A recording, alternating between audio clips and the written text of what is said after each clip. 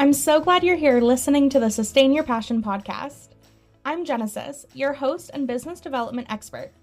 If you're ready to make a bigger impact and income while helping others, then you're in the right place. Thanks for joining me, and I can't wait to help you sustain your passion.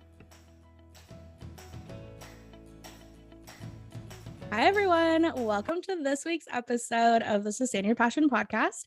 Today, I have a guest with me. I'm talking with Taylor Fairchild, who is my high school bestie's wife. It's so cool that we are reconnected and get to talk about our businesses. And I'm so excited to share with you all that she has to offer. And I just can't wait for her to tell you all about breathwork, which, oh my gosh, there's so much to what the heck breathwork is that we're going to talk to you about today. So Taylor, why don't you just give everybody a quick introduction and let them know where they can find you online?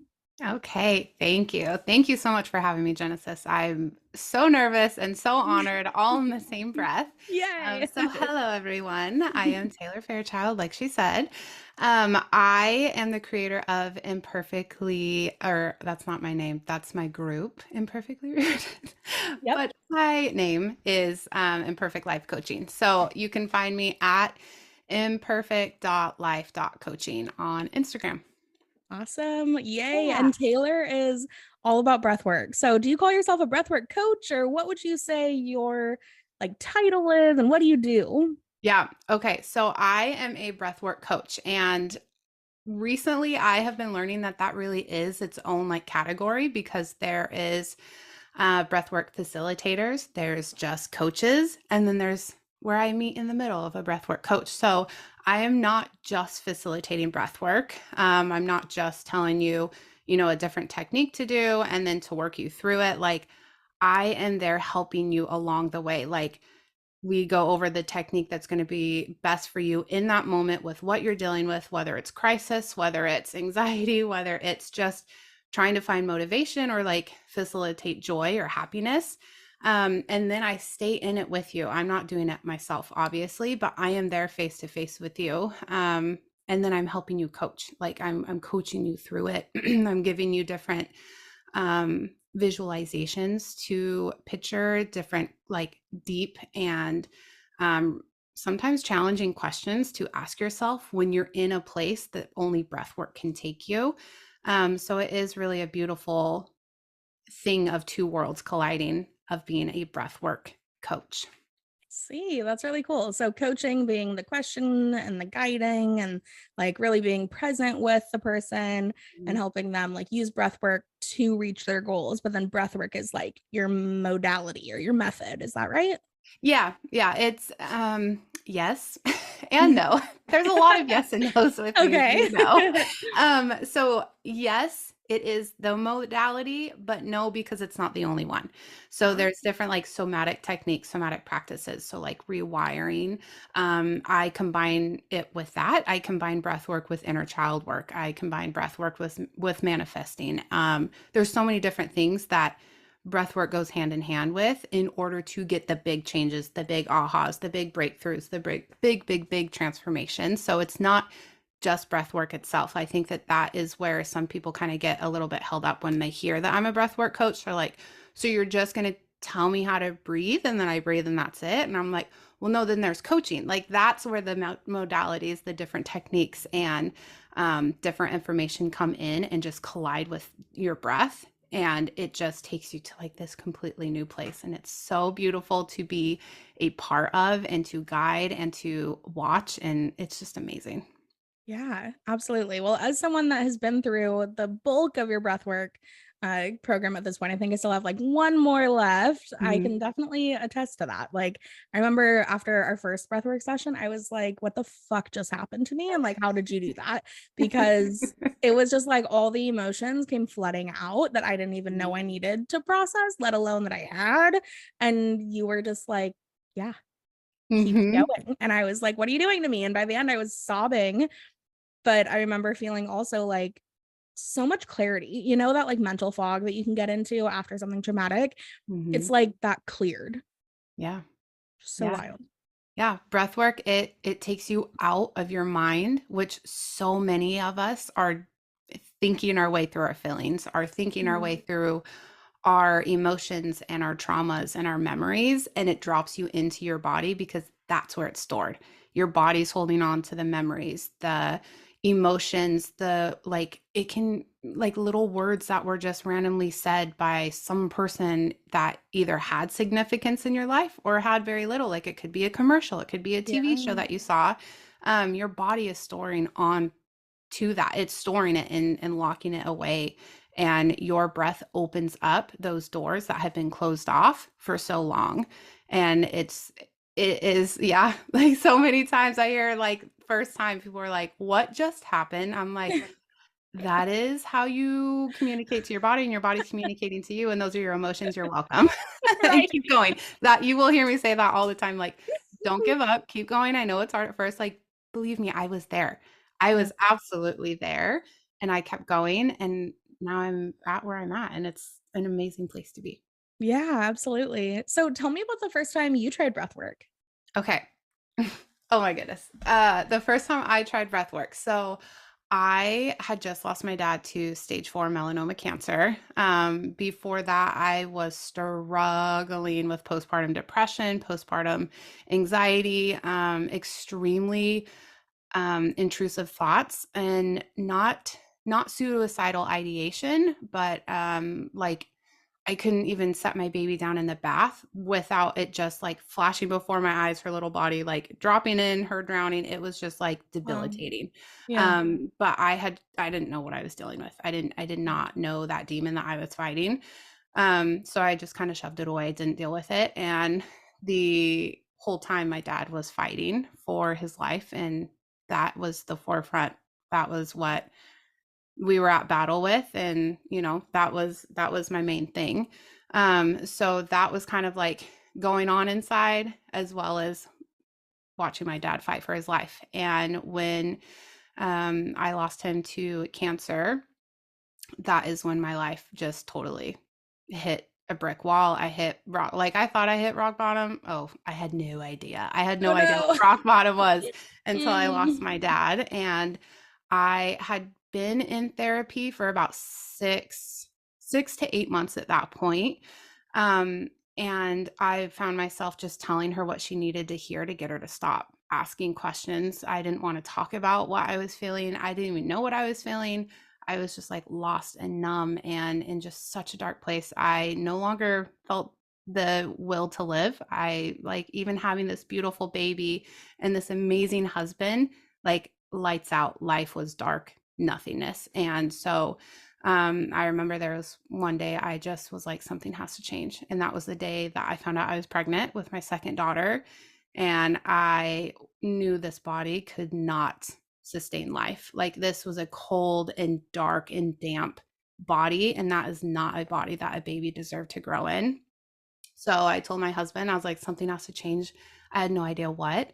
And it just like kind of fell into my lap. I came across my life coach at the time on Instagram and immediately felt a pull to her, started DMing her. All of a sudden, I was like telling this woman my like emotions that I hadn't even been able to put into words. I was like just overflowing. Just everything was coming out and coming to her. And that is not the type of person I have ever been, ever. Like I've always been very closed off, very don't talk about my emotions, like, kind of like Mulan, like be a man. But now I know all of that is wrong. Yeah. So I was like, okay, there's something to this. So I signed up with her. And the very first session, she opened it with holotropic breath work. And Mm. it blew my dang mind. Like emotions were coming up. I mean, I was rocked with emotions. I was shaking. I couldn't catch my breath towards the end because I just not even like in the breath work technique itself, but even afterwards, just like letting it process and come out and flow. I was awestruck. Like I couldn't put it into words. And yeah, WTF, that kept Mhm. flying through Mhm. my mind too. And Mhm. so that was my very first experience. I mean, I guess there you go, a little bit of my background and story, but Yeah, also my first helpful. experience with breath work. And it just my main focus was getting over the loss of my dad in a healthy way, in a way that wasn't forgetful of him, and honoring still, and honoring myself as well. And breath work was able to help me do that. Wow. That's wild. Thank you so much for sharing about that. I can imagine, it's still difficult and will always be that you lost your dad to cancer. And I'm so grateful that you were able to, bring little Finn into this world and Mhm. just navigate all of this that you've been through the last, what, 4 or 5 years? Like, it's been a long time that he was sick too. And like Mhm. going through all that, it's just, gosh, it's been a journey. Yeah. Yeah. Yeah, this last June was, his 2 years since he's been gone, and, Mm. yeah, he was fighting for about a year or 2 before that. Wow. Yeah. Mhm. Oh my goodness. And so breath work, it sounds like, did you know that's what you needed when you Oh, found heck your life no. coach? Oh Okay. my gosh, no. I like, when I post about, like, "You're gonna teach me how to use my breath," cool, cool, cool. You're crazy. That was me, because I'm like, "Clearly I know how to breathe. I am Right. alive. Yeah. Like, what are you gonna teach me?" Yeah. My mind was open up to a completely new world. No, I had no idea. I had never even heard of coaching before. So when Mm, she was calling herself a life coach, after I worked with her, I was like, "Oh, this is what life coaches do." And mm, then when I, like, met you, and I'm like, "Well, you're a yeah. life coach, so you do breath work too." And I'm like, Mm. "Oh my gosh, I was so wrong." I was so wrong. So no, I had no idea that breath work was what I needed. Yeah. No idea. I just knew I needed help. I needed something that was going to, like, get me out of that numb state, and out of that, just, like, I needed to get out of the trenches. I was digging through the trenches, and I could not find that lip. I couldn't find, like, a grip to get out, and I didn't know what I was digging for, but I dug, in the right direction, apparently. Yeah, absolutely. And I just want to call out like something that's so critical that happened for you that doesn't happen for everyone, is that you recognized you needed help. You recognized that you needed to make a change and you went searching in the form of scrolling on Instagram, but like you found someone to help you. Mhm, That in and of itself is a huge resiliency skill to be able to recognize, like, I can't do this on my own. That's okay. And I need help. And I'm going to go get it. And I'm going to communicate about that, like to your partner. Like, all of that was you, mhm, even in those darkest moments, you had something that you were like, no, we got to get better. Right. Like, knowing that yeah, you were pregnant with your second kiddo was like, okay, it's time. Like, mhm, I can't keep doing this. mhm. And that is just a huge testament to, like, your strength, right? And even Thank you. without breath work and without all the amazing skills you've gained, like, that in and of itself is massive. And so if anybody's listening to this and they're in the place of, like, things are just really hard right now, I want you to know that if all you can do right now is reach out and say, "I need help," that's enough. Like, when you are in those dark places, like, that is such a huge skill, and you can trust that there are people that know what you need and that can show you what you might want to try. And just showing up for the first session and seeing what it's like is life changing because you now have hope, right? There Right. is something I can do to get out of here. Even if you're Mhm, not like aware of what it is you have to do, the fact that you're inquiring is huge because otherwise you're stuck in the dark place, right? And like we can sometimes get stuck where we can't see that it's happening. But being able to have that awareness and reach out for help is just so big.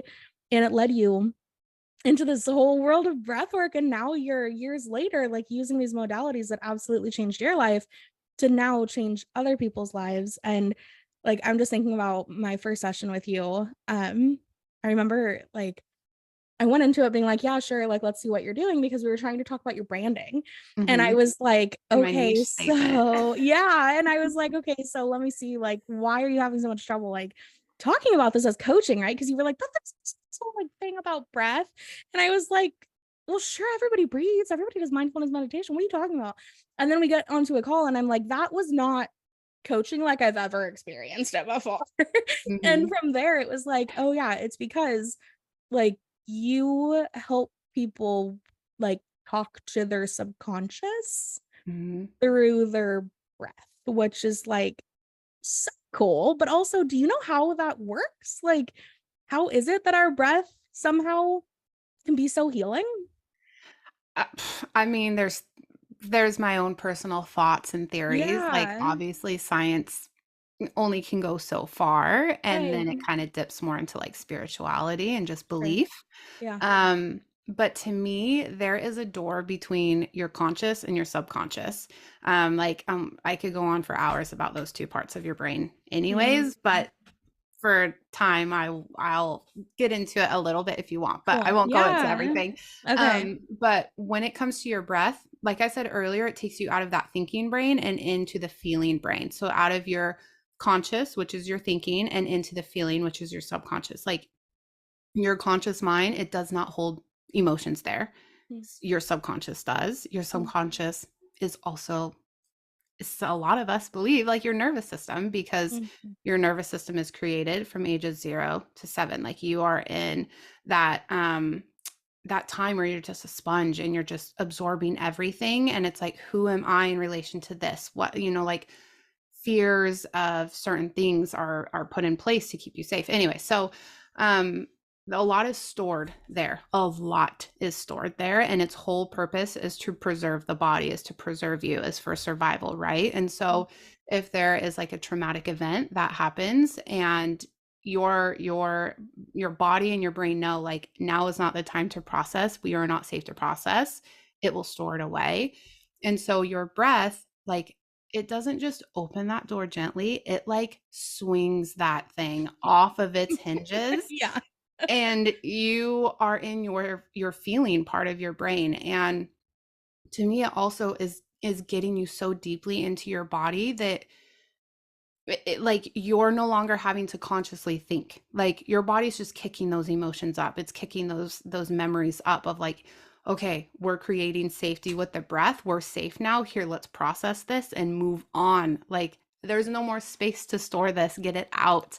And Yeah. that is what your breath does. It like, that is the best way to describe it, is it takes you out of your thinking state and into your feeling state. And that is the state where you process. That is the state where you move on. That is where lasting changes occur, and clarity, and your intuition. Your intuition lives there. It's in your Yeah. body, it's in your subconscious, and it's all about unlocking it. And for whatever reason, breath work is the ticket. It's the key that gets you there. I mean, there's different techniques that you could try doing, but nothing that I, at least personally, have experienced or used has gotten me to that point, into that place like breath work has.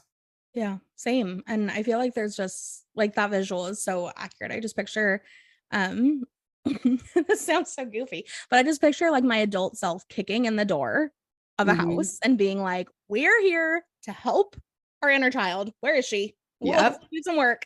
And Mhm. all of a sudden it's like, "Oh, okay, shit, I can't hide anything here." Like there's it's all known here on the subconscious level. Like that, yeah, just made a lot of sense to me in thinking about I can recall times where you would have me do different breath exercises and I had no idea why my brain was bringing up what it was bringing up. Mhm. But all of a sudden I'm like, well, I think I should I guess I need to think about this. Like this is what's being presented to me from somewhere deep in my brain's memory. It's popping up, so sure, let's look at that. Like maybe that's connected somehow to this thing that I thought we were talking about 5 minutes ago. And Right. if you just let it kind of show you what needs to be worked on and trust that like even your own subconscious that you're not fully in control of is there to serve you and wants to help you, Mhm. all of those stored away memories are coming back up when you're doing breath work for a reason because it's all connected. Yep. I think about there's this book called The Gift of Fear, and I can't remember if it was an exact line or just like an impression I took away, but he talks about the value of not needing to know all of your subconscious knowledge is a huge benefit because if we had to be aware of all that our subconscious is aware of all the time, we would be so taxed and we would not have enough mental capacity to do the higher order, higher like level thinking and type of work that we do these days in the society we live in with like technology and all of that. But if we think about when our brains were fully developed from like our pre-human space, that is what we did. Like as mammals, we just tried to stay alive, but Mm-hmm. then we got this whole prefrontal cortex that gave us all of the subconscious, or sorry, conscious Mm-hmm. capability to have cognition. And it's like we just forgot that our body also has knowledge in it and has like stored memories that also deserve care and compassion. And we try to, yeah, like you said at the beginning, like think our way out of our feelings when Mm-hmm. really there's so much unknown. And like our subconscious makes so many decisions for us all the time, Mm-hmm. which is why we're able to focus on so many other things. But breath work allows us to slow down enough to say, well, what does my subconscious need me to hear or Yep. like want me to know? You know, have you ever had that where it's like, why did that come up? Like, I don't Yep. know, but I guess it's connected. Yeah. Yeah. Well, or it's like when you're driving in the car doing the most random thing, and all of a sudden this memory just pops into your head, and you're like, where did that come from? I did not think about that. And for so long, or I completely forgot all about that. Whatever you were doing, whatever space you're in, your body, your subconscious felt safe. And so it dropped it into your conscious to process and move on. But yet you had talked about your subconscious doing so much of the work. It Yeah. runs 95% of the show. Like Mm. you are not telling yourself, blink, blink, breathe, Right. breathe, Yeah. heartbeat, heartbeat. Like you're not, Mm-hmm. all of that stuff is not taking up space in your conscious so that you can create, you can think logically. And I mean, that is why our society is the way it is because of the conscious part of our mind. Like we're able to create and grow and just produce. And that's why we are here and we're not Right. stuck in like caveman time, right? Like a Yes. lot of people describe your subconscious as the old brain. That's the old Mm, part of you. Like that was the part of you that like you had mentioned, you said so many good things, but we were in survival for so long. right. Like we weren't thinking about building a skyscraper, right? Right. But your conscious, that is running about 5% of the show. So, but that 5% is very important, but you can't forget about that 95% of you that makes you Yes. you, right? Right. Yeah. And I don't know, like, I guess the more I don't know what I would call all of it. Spiritual healing modalities perhaps could be a Mhm. broad way of saying it, but like ways to work on or work with your subconscious is still fairly new in the like in the Western medicine world. Right, Like, right. Mhm. I'm thinking about even EMDR. That was for Mhm. me was like the closest thing I would say to kind of breath work, but like it's definitely not like breath work, like, but you can kind of get at similar outcomes Right. because you're, slowing down, thinking about your unprocessed memories, calling them back up, reprocessing them, etc. But with EMDR, like it's the bilateral stimulation of your Mhm. brain that allows you to do it. Whereas with breath, it's like it's your whole body, it's your full Oh, yeah. attention. Like, especially the hollow, I'm almost gonna Holotropic. yeah, that one Yeah. is wild. Like it almost feels like you're trying to not breathe, but you are because you are Mhm. breathing the whole time, but you're not. I wish It's almost no. like for those who are listening who have had a panic attack, it's Mm, kinda like that where you, like, the lack it's almost like a lack of air, like, "I need more air, I need more air." Um, and I know you're probably like, "Well, that sounds crazy. Why are you teaching people who have anxiety and panic attacks to breathe like that juice way?" it. Yeah. But it's all about, oh man, there's so many things that are about to come out of my mouth. It's all about like neuroplasticity and carving those new neural pathways for the neurons to fire down. So when you are in that true state of panic, that panic attack, can't get enough air in, your body, remember how it remembers and it Yeah. keeps the score. That Yes. was heavy. Yeah. But Yeah. um it's going to be like, oh, wait, hang on. We have done this before. And when we were doing it, we then took a deep breath in. We held it at the top. We slowly exhaled and we got ourselves to that regulated state. And so those neurons start firing down, being like, hey, wait, we've done this before. Let's drop into that. So when you're in that panic, it's your body like starts to take over because your mind, you're like so far up in your mind of all the panic, right? And your body's like, hey, I got you. I know what we can Mm, do. And so that's another reason why I specifically do holotropic in almost every call, whether it's a little bit or a lot of it. Like there's yeah. other breathwork techniques that I do bring in, but that's a big one, especially with my clients with anxiety, with panic attacks, because I'm trying to get them to carve out that neural pathway for that neuron to fire down when they Mhm. do come back into a panic attack. But I will say a lot of them don't have nearly the amount of panic attacks after working together because they have processed what their body kept hanging on to and kept trying to bring up in that state of panic. Whatever triggered them, there was something stored away inside of them that poked the bear, like it woke Mhm. it up, and that triggered that panic attack. And so by being able to get into their body, get into that part of their subconscious and truly bring that emotion forward, see it, validate it, process it, let it go, that triggered no more.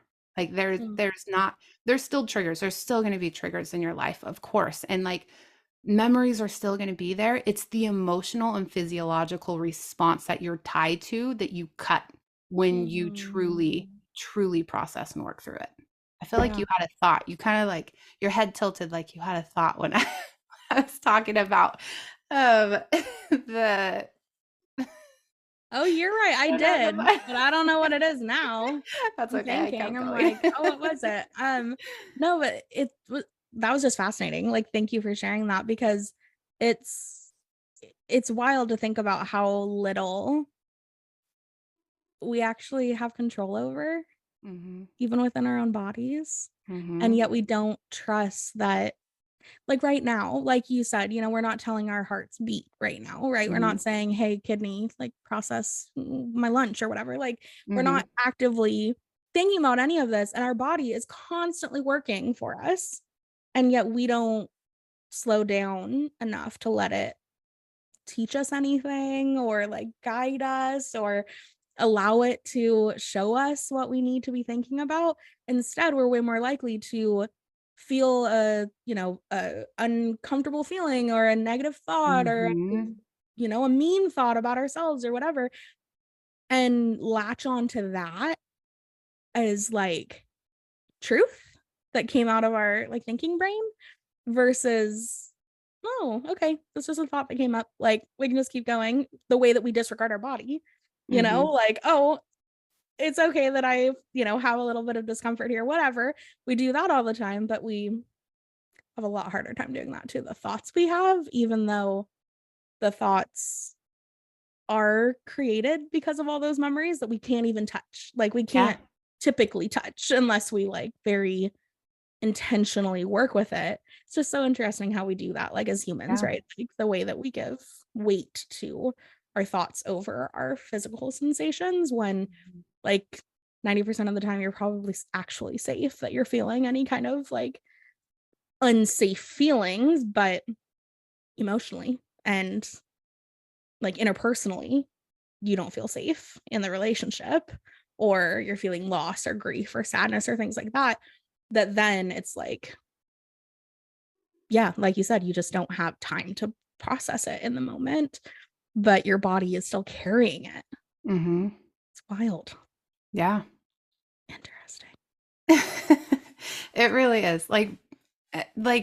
Besides breathwork being able to like literally help you unlock parts of you, Yeah. it also like has huge health benefits as well. And I think that Mm, that's another reason why so many people walk away being like, what just happened? Like, I feel so good. Like, you can use your breath to rev you up, like energize you. You can use it to level you out and neutralize, or even to like calm and relax. And there's different techniques that you can drop into. But the biggest thing that I like to at least start by teaching when it comes to breathing is the proper way to breathe. And I used to think like big, big inhales through your mouth and to your chest. I was crushing it. No. It is long, slow, deep inhales through your nose to your belly Mm, because that is how you properly oxygenate your body. So when you are sending your breath to your belly, you are accessing all 5 lobes of your lungs. And then that oxygen is going just straight into all of your blood cells. So talk mm, about health mm, benefits, right? Like it mm. helps with detoxing, it helps with blood pressure, it helps with diabetes, like so many different things because you're not properly oxygenating your body. And Wow. so there's not just that, but and then like breathing through your nose. There's a molecule, it's nitric oxide, Mm, that is stored in the nasal passage in the nasal cavity. So when you are breathing in through your nose, those like long, slow, deep inhales, it activates it and brings it down into the lungs and into the body. And at high enough rates, it is like antibacterial. mm. Isn't that amazing? So I actually wrote it down Wow. because I want to make sure that I didn't say the wrong like percentage. Mm, But when you breathe in through your nose, there's about like 50 to 200 parts per million when it comes okay. to nitric oxide. Okay, when it is above 100 parts per million, it is antibacterial. So it's like real up there, right? When Wow. you're breathing through your mouth, 10 parts per million is all that you're bringing in of nitric oxide. So Mhm. when you're in like a crowded area, like think of a subway in New York Oh my City, gosh. I before breathwork would be breathing through my mouth thinking that like I'm not smelling the smell, so I'm not like getting their bugs and all the Yeah, things in the air. right. But really, you should be breathing like long, slow, deep through your nose because it's like it's almost like that filter in there. And then the Mm, nitric oxides at such high amounts, it's helping you to fight off the whatever crud is in the air. Like wow. it's just wild. It's wild what your breath can do too. In not just a healing sense of emotional healing, but physical healing as well. Yeah, I had no idea. Huh. Mhm. Okay, I remembered what my thought was.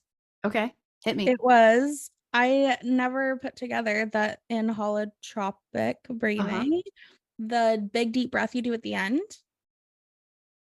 that is because you're like training yourself that hey, when we get into this kind of like Mhm. feeling that it ends when you take a long slow breath. Yep. Navy SEALs use it for training. Uh, like the deep sea, I don't know what they're called, so don't come at me, but like the deep sea divers that dive like Okay. professionally, go all the way down, Yeah. they do holotropic beforehand or bellows breath. That kind of activates the same thing, does the same thing. Wow. But I remember when you held your breath, when I asked you to hold your breath for as long as you comfortably can, you were like you even popped your eyes open for 1 minute, Mm, like being like, wait, I'm still going and I'm not like depleted from oxygen. I'm not oxygen hungry. mm, Like you are strengthening your diaphragm, your lungs. And so you can really hold that breath, and that breath retention score is a lot bigger, which mm, is huge. And so, like athletes, they mm, drop into this type of breath work as well to help mm. them when they're sprinting, when they're doing long distance. Like it's all about that training of not just your brain, but your physical body as well. And being able to talk to yourself, being like, I got this. Yes. And like you said, you go into that deep breath because it will end. The panic will end when I breathe properly. Wow. Okay, I'm now putting together and Taylor, you know the details of this story, but sorry y'all, you don't get every detail about this part. But there was a thing that happened after I had started working with you that was really hard for me. You know the thing? Hmm. Yeah. And so I didn't realize this until now that we're talking about this. I was really mad at something that happened in my life, and rather than like freaking out in the moment and like just raging because that's how I felt. I just wanted to scream and yell. I was like, I'm really activated. Like my body is clearly really feeling things. And I want to feel these things. And I don't want to feel these things at this person. So I'm gonna go breathe a little. And I took myself for a drive and like I literally talked to myself out. Like Hmm. I was talking to myself in the car because I was like, there are thoughts and feelings in me that need to come out. And yet I don't remember ever feeling panicky that day. now that I'm thinking back to it, like I don't remember ever getting panicky about it. And I wonder if that is one of the impacts from having that experience of, well, panicking, the goal it will always be to not panic, right? Because it doesn't feel Mhm. good. It doesn't really help me much. So um I'd rather have like a slow and steady approach to things. And I was able to get there so much faster in like a real life heightened stress situation, and then come back and be like, you know what, these are my thoughts and let's talk about this because what the heck.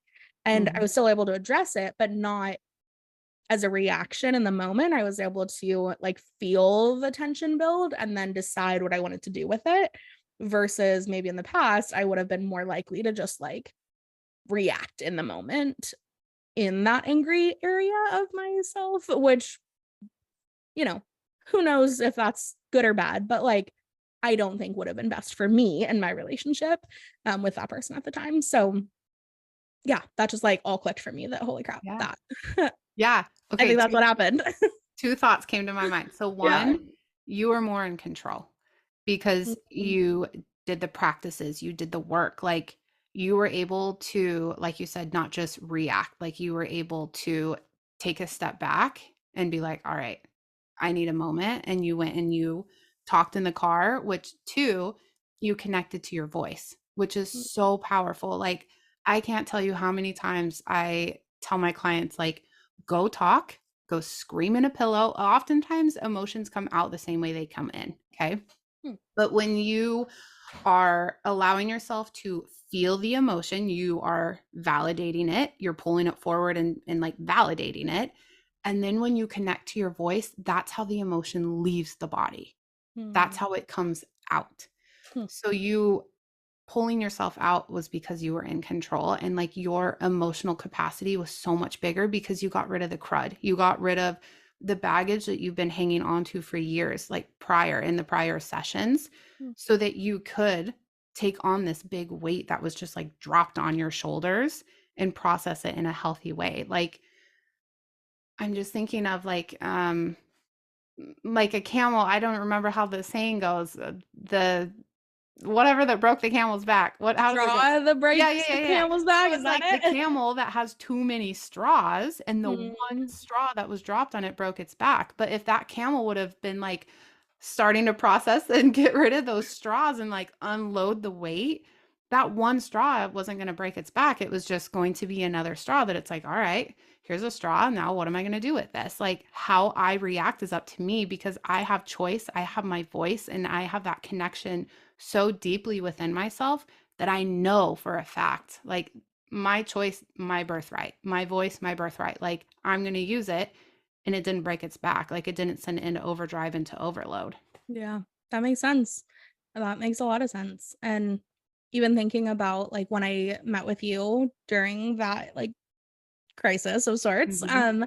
I would say similarly, like the voicing my pain.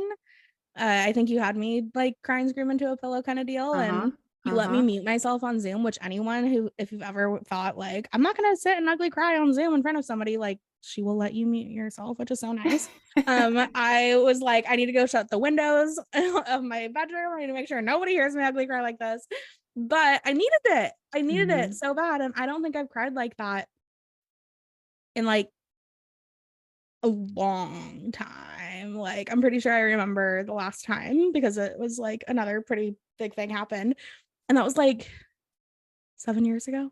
Mhm. So, and yet it was so healing because it was just this utter release Yes. of tension and anger and emotion. And I didn't have to make perfect logical sense out of all of it. It was just this thing that like I just had to get rid of. Like, I don't think about, oh my god, this is so weird, but I don't think about the amount of ounces of urine I get rid of every day. I know this is so weird. I don't think about that, right? Okay, I'm keeping up. Okay, I know this is weird, but go with me. And yet, I know that I need to go to the bathroom multiple times a day to release this like uh waste, right? That like my body has that's like ready to be released. Mhm. think about that with your like emotional stress. Like we just don't know to monitor, back to the metaphor, like our urine. Like we don't have a Mhm. feeling. Well, we probably do. You're probably going to tell me yes we do, but we You're don't just necessarily ignoring it. have. Yeah, we're just ignoring that awareness. Which, if I think about myself too, like and probably a lot of listeners, like, yeah, I ignore my bladder when it tells me I have to go too, because I got more important shit to do than. It's inconvenient. It's an inconvenience. Same thing as our Mhm. emotions, right? Like, oh no, Mhm. I'm fine, even though I'm operating at like a 20% capacity of my emotional like joy cup is not as big and deep as it could go, because I'm not even aware of how much straws, right? Or how much Mhm. urine or whatever kind of emotional turmoil is building in my body that needs to be releasing. Does it make sense now why I thought about urine? Absolutely. Oh, Okay. absolutely. Yeah. Like, Oh, I told you, I ask you enough of you, girl. I mean, I'm yeah, like, this is a weird turn, but I'm here for it. it'll I'm make here for sense in it. a second. I'll get there. But like that Yes. regular practice of releasing, like, could you Mhm. imagine if we treated our emotions the way we do our pee? Like, if we The no, world would be it a doesn't much better exist. place. It would be so nice if we actually daily gave ourselves time to release like our crappy feelings, but like, and all of the gunk Mhm. from the day. Ugh. Yeah. Well, okay, and I'm like, if I had never done breath work before and I was listening to this, I would Yeah. be like, what does that mean? I don't have an Mhm. hour to do this every single day. Mm. Mhm.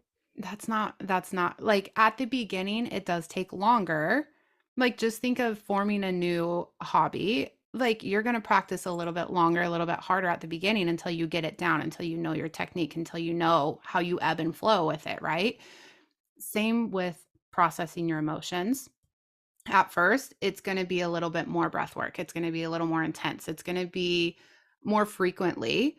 But then you get to a point where it's like intuitive eating, like you're like intuitive feeling, like you're leaning into your intuition and being like, all right, this is what I'm feeling. And so this is now what I'm going to do, whether it's a certain breath work, whether it is like holotropic. I know one woman who does holotropic every single noon, like every noon period, she does it every day, Wow. which Every day. is what she needs. For me, like I'll do it like maybe once a month, unless it's a month that I'm just like bogged down with emotions. Like every June that has rolled around, Mhm. emotion overload, and I'm doing holotropic a lot more. But you can be doing things as simple as like journaling, or journaling to me, I don't like dear diary, yada yada. I don't, it just has never been a flow of mine, but I like to do what's called thought dumping. And any thought that comes into my conscious mind, I am writing it down until I'm like there's nothing left. That's a way of processing your emotions. Dancing, that is going to help, like that movement and that high vibration that can process emotions, that can help even just shift you out of like a blah state. It doesn't just have to be an intense breathing. Like you can do something as simple as like breathe in for 7, hold for 6, out for 8, or out for 9. Like box breathing is going to dramatically help you with anxiety. In for a count of 4, hold for a count of 4, exhale count of 4, hold for a count of 4, repeat, and you do that like 10 times. That's going to help you. um, Simple things like grounding is going to be key. I just taught a client, like, when you are in the chaos of bartending, drop into grounding. And I taught her how, like, and like nobody needs to know that you're doing these things. Like, so she's combining breath work and grounding into one. And that is going to help you regulate your nervous system, which is everything. Your nervous system makes up your subconscious. It's like hand in hand. There's a whole thing with that.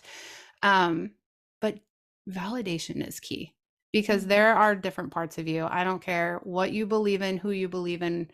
There are parts of you, your inner child, your higher self, your present day self, who you were 2 days ago, who you were 10 years ago. Those are all parts of you that make up the whole. Each of them want to be validated. Each of them want to be seen and heard.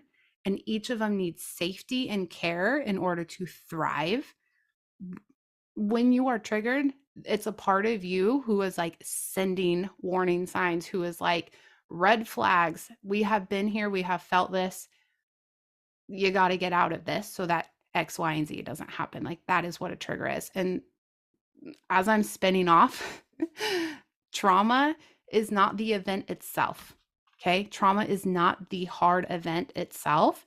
It is the emotions that were not felt, validated, processed, released from the event. Like trauma is the physiological and emotional response to whatever event happened to you, to the stressor. So, say, like your mom yelled at you, that is a stressor. That is not trauma. Trauma is what follows. It's when you don't have a safe environment carved out afterwards or inwards to process. Like you were then told to go to your room and you had to process what you were feeling on your own. That is where trauma takes place. Okay. If your mom came to you, gave you a hug, just sat with you, or even apologized for yelling, that is creating safety, that care, what we were needing in that moment. Trauma is not going to be stored. You're not going to have that physiological tie and emotional tie to when another person now years later yells at you, because you processed it in that moment and you let it go, and that safety was carved out. Like emotions, the more that I have seen them and dealt with them and faced them on my own as well, they remind me a lot of children. Mm. Like they will get louder and louder and more in your face until you finally see them and look at them and are like, hey, I hear you. I see you. What do you need? Mm. And then they're like, oh, she listened to me. Mm. Nothing. Yeah, right. Just wanted to say hey, or Yeah. just wanted to say, don't stub your toe on that. Like, Mm. and then you go on about your life, about your day. Right. That makes sense. I've heard trauma be described as um like something that happened that altered your worldview or sense of safety Mhm, in some way, like it shocked you. It mhm, was something that you didn't have a neural pathway carved out for it to comfortably get stored away in your memory. And so instead, it was blocked. It was basically like you got an error code. Like your memory was like, we don't want this one. No, no, take it back. mhm, Like this doesn't make sense to us. Like it does not have a home in our filing system. And that makes sense, like, just the way you described it, right? It's not that your mom yelled at you. Your mom can yell at you 5 times and, it's not maybe gonna hurt you, but then the 6th time, for whatever reason, if that time hurts you, like, that's okay. Maybe there's different context and all of that going on, but for whatever reason, whatever she said that time didn't have a place. Like, your brain didn't know where to put it to make it fit and, like, keep all of your same beliefs about mhm, her, about yourself, about the world.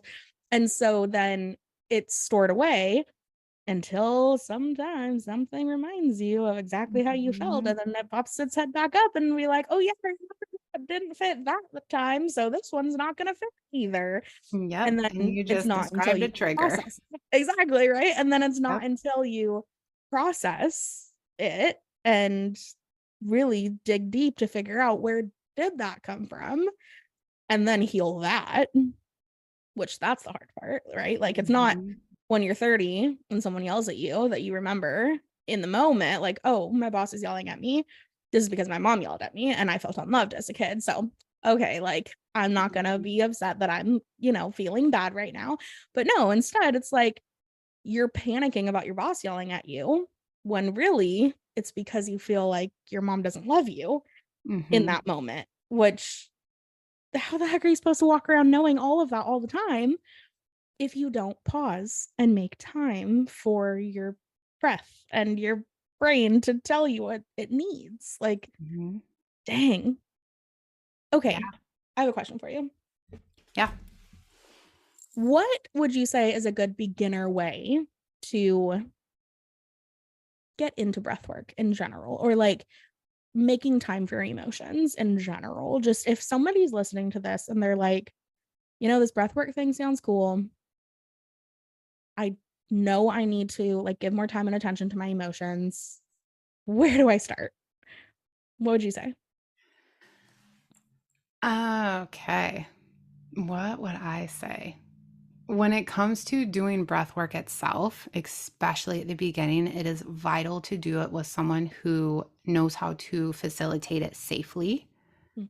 how to look for signs of when it's time to like maybe come out or phase out or drop into something different. I would never tell someone who has never done breath work, go off, watch YouTube and how to do holotropic and go do it on your own. Oh my Please do not gosh, do that. no. Please Don't do do not do that. that. No, Don't. you would be No. like, what semi truck just hit me? Like, Yes. no, thank you. So, Or you number do it one, wrong and like end up like yeah, choking or something, or like right, thinking it right, doesn't work when it really exactly. could. It is powerful. It's so powerful. It's like giving a freaking 5-year-old a firecracker and being like, "Okay, You're this is how fine. you light it. Please don't light anything on fire." Like, Right. no. So that would be my first thing is please practice. Please do it with someone who knows the signs to look for, who knows the science behind it, the safety, all the things. Like just keep yourself safe and do it Yeah. safely. Practice safely with someone who you trust too, because if there's no trust, their emotions aren't coming forward, right? Fear is going to Totally. keep you shut down. Yeah. As far as like giving your emotions validation and time, being still, but let me be a little bit more specific. So being still and connecting pen to paper, because that is going to activate a part of your brain that you maybe typing on your notes in your phone is not going to activate. But just literally being like, how do I feel right now? That like awareness is step one. I say that a lot. Awareness is step one. So just being aware of what you're feeling. If you are numb, that's a feeling. That's almost like feeling overload. And so that's why you're numbed out, because you're feeling too much. Your brain's like, this is too much. So we got to switch it off a little bit. If you're feeling angry, like just the fact of you being like, okay, I feel anger right now. Like anger is like, oh, she sees me and she hears me, or he hears me and he sees me, you Yeah. know? Yeah. Um, I mean, that is where I would start. But when you are meditating, when you are journaling, when you are doing affirmations, you are doing the things you know time and time again are proven to help. And yes, they do. However, they will not help and they will not work as potently unless your nervous system is regulated. Mm.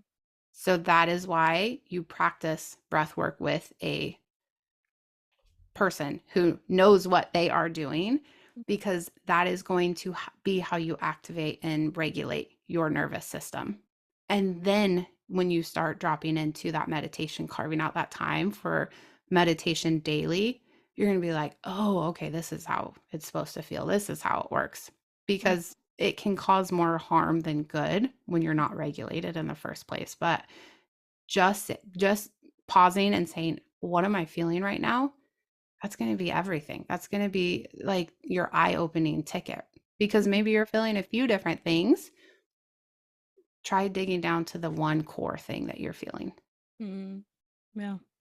Which is really hard to do alone. So if you need Mhm. support, where would you say, if people wanted to practice breathwork with you for the first time, what would you say is like the best way to get in contact with you? Instagram. Okay. Instagram, DM me.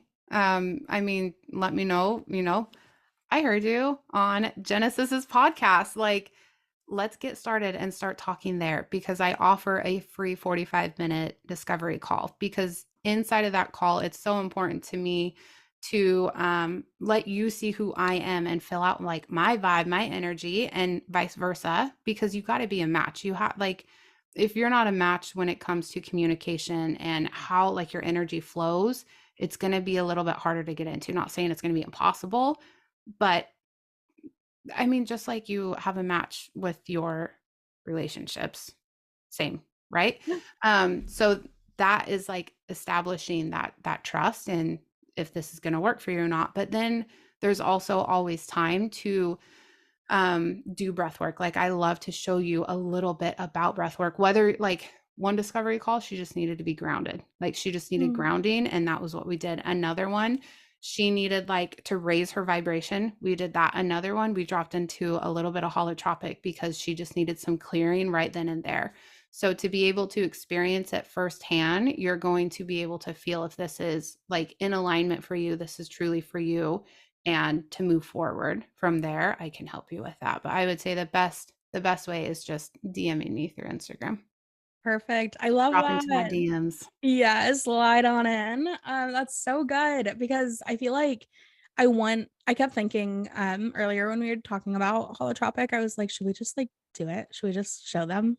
Like, should you just make me do some right now? And then I was thinking like, oh, I don't want anybody like you said, like YouTube style, like Mhm. thinking they could just go try it or like try to do Right. it along with us along the podcast. Like, I don't know that we're ready for that. Like, maybe someday you'll record it I for I them, but mean, let's you walk know. if you want, we could walk through a grounding because grounding is safe. Like anyone can do grounding anywhere. It's going to help regulate your nervous system. It's going to get you out of that sympathetic, that fight and flight and into the parasympathetic, the rest and digest, okay?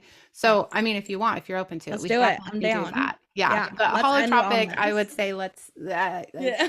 like you said, please don't do that on your own. Yeah, exactly. Okay, perfect. I feel like that's a great way to like wrap up this episode, like give them a little taste, some grounding, and then Yeah. yeah, we can check in on any other things we want to make sure we touch on before we close up this podcast. Cool. Beautiful. Okay. Okay. Do you know if like music will play okay through this? Oh, I don't know. We might How have to do about if without you're music. listening, put on some music in the Okay, background, there we like go. a Yeah. calm, relaxing song, like nothing super upbeat, like just something you're gonna know. It's gonna mellow you out, okay? Music, I use music a lot. It like combine music and breath work, it takes both of your hands and just guides you to where you need to go. So music is huge in my programs as well. So I would say turn on something nice and slow and calming. Okay. Okay. Cool. All right. So, what I want you to do is place one hand on your heart, one on your belly. This is for connection and for guidance when it comes to where you're sending your breath. So, close your eyes and take a deep breath in through your nose. Make this the biggest breath you've taken all day. Where did you send your breath? Your chest or your belly? For those of you listening, if you sent it to your chest, redo this and send it to your belly so that you can feel the effects. So breathing like this is key. So I want you to take 7 deep, slow belly breaths in through your nose and out. And on the exhale, make sure you're emptying your lungs entirely. Get that stagnant air out.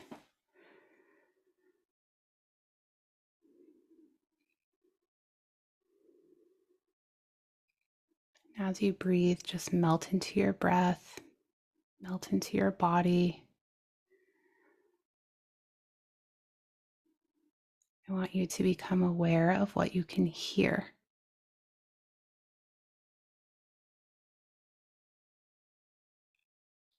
What you can smell,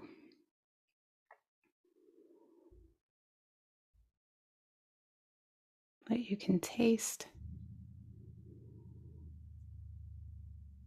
With your eyes closed, what you can see. Where is the light coming in? And what you can feel.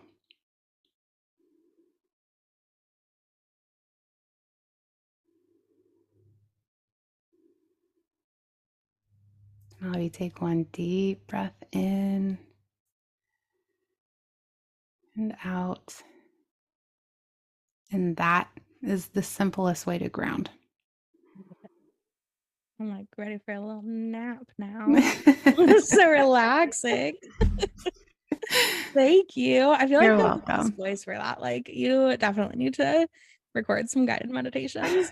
Thank you. When you hear your voice and you're always so cringy, you're like, oh, Oh, what is happening? yes.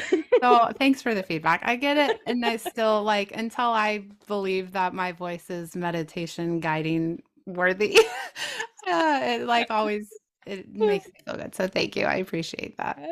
I think it's great. I mean, same as a podcaster, like I hate listening to my own voice too. And so I just don't like Yeah. I do my best to just not listen to it. So Hmm. maybe you can just record it and then let other people listen to them. Yep. Don't play them back. We're getting there. We're getting there. I've been testing. Perfect. There's some saved, but they're not public yet. I'll just say Okay. It's that. coming though. That's It's coming. exciting. Yep. So cool. Well, I feel like I've learned more about breath, more about like the connection of how breath work can help you and like process your emotions. But just want to check in before we wrap up this episode. Anything else you want to talk about and make sure that anybody listening walks away with today? I mean, I feel like we covered a lot, and inside of each of the things we covered, we could spin off for a whole nother 2 hours, Right. right? Yeah. So I mean, I try not to throw too much info out there for information overload. So, I mean, no, I feel like I covered enough to get you started. Like, For just sure. please do it with someone who knows what they're doing, who knows how to safely walk you through it. Someone that you feel connected with and safe with, because your body is going to pick up on that. And if you don't feel connected and safe and seen, you're not going to get as deep of effects as you could with somebody who you do feel that way with. Um, and just slow down. Slow Mhm. down. We live in such a go, go, go world, and we learn to just shut our own needs off to the point where we forget how to even tap into those needs and know what our needs are. And it's amazing how your life can change when you actually start hearing those needs, feeling those needs, and fulfilling those needs. As simple as breathing, like breathing Yeah. properly. Right. And something you do all day long. It's always with you and it's Mhm. always there to help you. And yeah, you can tap into it and give it a bit more care and attention.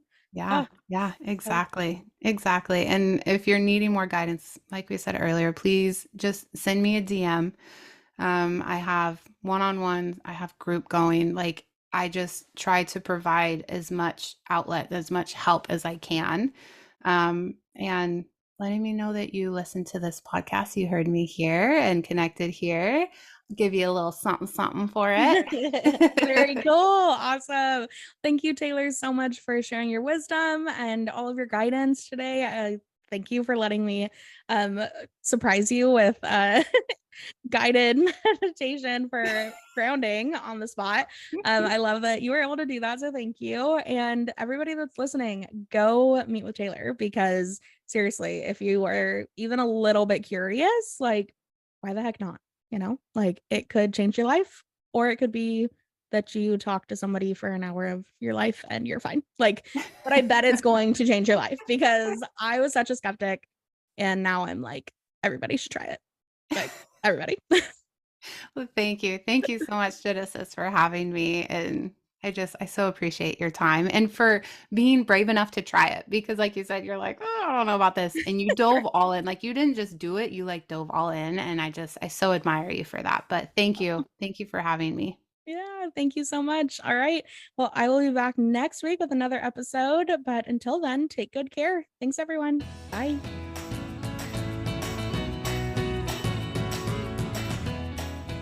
Thank you so much for listening to this episode of the Sustain Your Passion podcast.